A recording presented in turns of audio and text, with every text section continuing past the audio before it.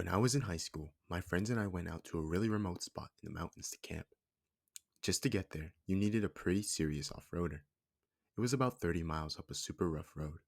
There were river crossings, huge boulders in the road, and tons of sand pits. This road took us all day, and all day we didn't see a single other person. No one passed us. We didn't see anyone camping, nothing. At one point, one of my friends noted it looked like no one had even driven on the road in a while, which was weird, because this was in Colorado, and roads and trails like this are really popular. This road led into a box canyon, is basically nature's cul-de-sac. The road we were on was the only road in and the only road out. All around us was massive cliffs. And another thing, we were deep in the mountains, far from any cell service.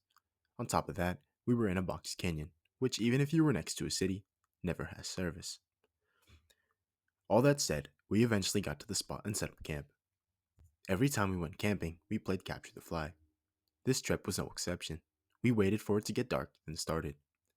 In the middle of the second round, me and one of my friends on my team hopped on the other road, which ran parallel to the area we were playing in. It seemed like a good way to get around to the other flag. Walking down the road, we began to see a glow coming towards us. Our first thought was it's another four-wheeler coming towards us, but as soon as we got closer, we realized it was a young woman holding up her phone, looking for service. She was still at a distance, but we could tell she was panicky. She was rushing and stumbling at the same time. She didn't seem drunk.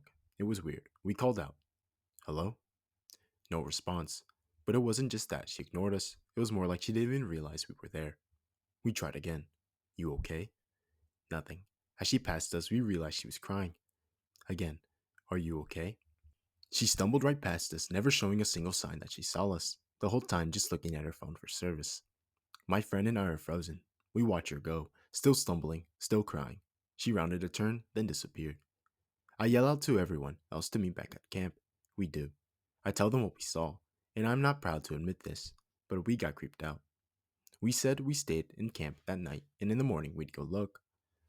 The first thing we do in the morning is decide there must be some other people camped down the road. They must know her. So we go down to the end of the road. There's no sign of anyone.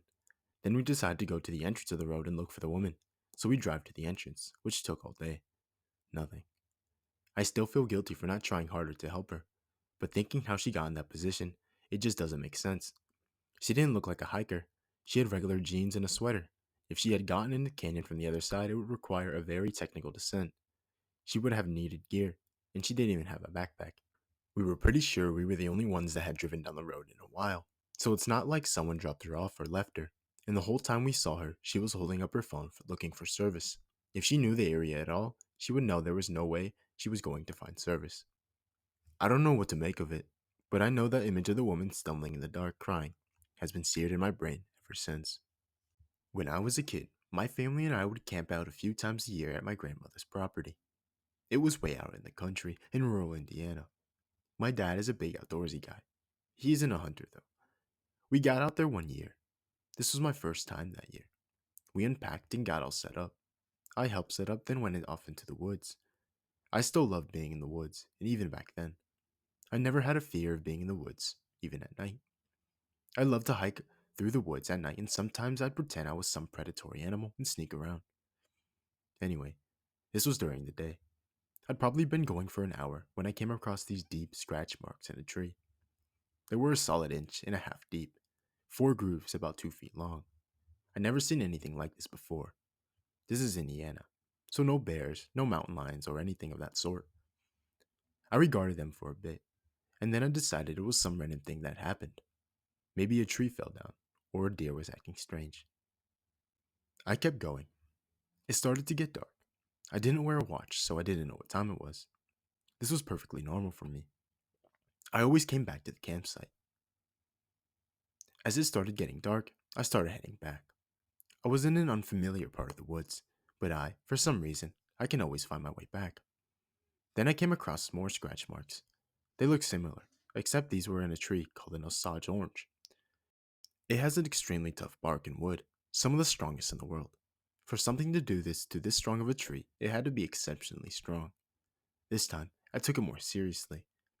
I assumed it was some dangerous creature and quickened my pace back to the camp. It was very dark now. The crickets were chirping away, and if I hadn't been in the wood for so long, I wouldn't have been able to see. Probably around 30 minutes later, I realized that the forest was dead silent. I had been so deep in my thoughts that I hadn't even noticed, but they had probably been silent for a few minutes. I was just really confused at why they stopped. I started looking around and moving much more quietly. This next part sounds crazy, but I promise it is true. I kept moving, very slowly and so very quietly. I was definitely scared now. It was a novel sensation for me, being scared in the woods. A quick side note, I am and always have been an atheist, so I'm not going to attribute my luck to some supernatural force or anything. Now, like I said, this sounds crazy, but hear me out. I still remember this moment like it was yesterday. I was creeping over a patch of dirt on which it is very hard to make any sound, underneath a huge walnut tree, when all of a sudden I heard this near silent sound in the branches behind me. If I hadn't been on dirt, which it is hard to step loudly on, I might have not been writing this today.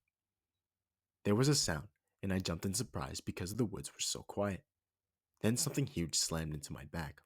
I felt a sharp pain on my right shoulder, and another pain further down my arm. I was knocked to the ground, and I spun around to see what I now know was a mountain lion. I wrestled with it for a bit, and then was able to kick it off and got to my feet. I waved my arms above my head and yelled incoherently at it while moving toward a large stick. This stick was very large, but I was so charged with adrenaline that I hefted it easily, and then swung it as hard as I could. I hit the lion square on its side and it got knocked off its feet. It yowled loudly and laid there for a moment. It was definitely dazed, probably with a few broken ribs, but I didn't stick around to examine it. I dropped the branch and took off through the woods. I didn't think I'd ever run so fast in my entire life. When I finally got back, my family saw how bloody I was, noticing for the first time how injured my shoulder was. They immediately told me to get into the car and drove me to the hospital, which took 45 minutes because we were so far out in the country. I had to get surgery to fix my tendon. It bit right through it. My arm was okay, it was just a flesh wound from its claws. Looking back, I feel so lucky because it was undoubtedly going for my neck and somehow missed. A few days later, my dad read in the newspaper about how some mountain lion was sighted in the area where we were. A pet had gotten loose or something else. I don't really know the full details, but I haven't been in those woods since. Years ago, my girlfriend and I were teachers, and in June of each year, we would take a group of kids camping. We had a 12-person tent set up on our site, which was right next to a small lake. The site included a picnic table and a fire ring. Part of the trip was telling campfire stories about the Jersey Devil, since the campground was located in an area where they had been telling many sayings over the years. The kids enjoyed being scared and they could not wait to return the following year. This was around the 5th annual trip we had taken, and up to that point, nothing had happened. On the last night after stories, when the kids were safely asleep, my girlfriend and I sat by the campfire in beach chairs. We had just bought a new puppy, and she was tied to the tent of a long lead she could run around. Suddenly, the logs in the fire collapsed and the light from the fire dimmed considerably. Our propane tank that was on the picnic table dimmed at the same time. It became almost pitch black, and that's when the puppy started to growl. She was right next to me, and every hair on her back was standing straight up as she stared into the darkness. Suddenly, from out of the water comes this large figure, about 20 yards from our sight. At first, I thought it was a person, but then it bent over and started running on all fours. I could only see the outline of the thing, and the back end was higher than the front.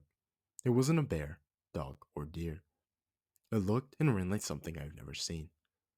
It was in no hurry, as it just trotted by and into the woods near our campsite. I jumped up and ran to my car and turned on the lights. The car light lit up our campsite, but there was no signs of anything out of the ordinary.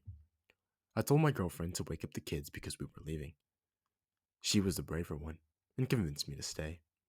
We eventually calmed down and turned in for the night. I laid down by the tent opening with a large butcher knife and did not sleep until the sun came up. Nothing like this has ever happened to me before or since, but I swear I saw something that was not man or animal. I haven't been back camping since. Thank you guys for watching. Please like and subscribe and let me know what kind of stories you guys want next. Thank you, truly.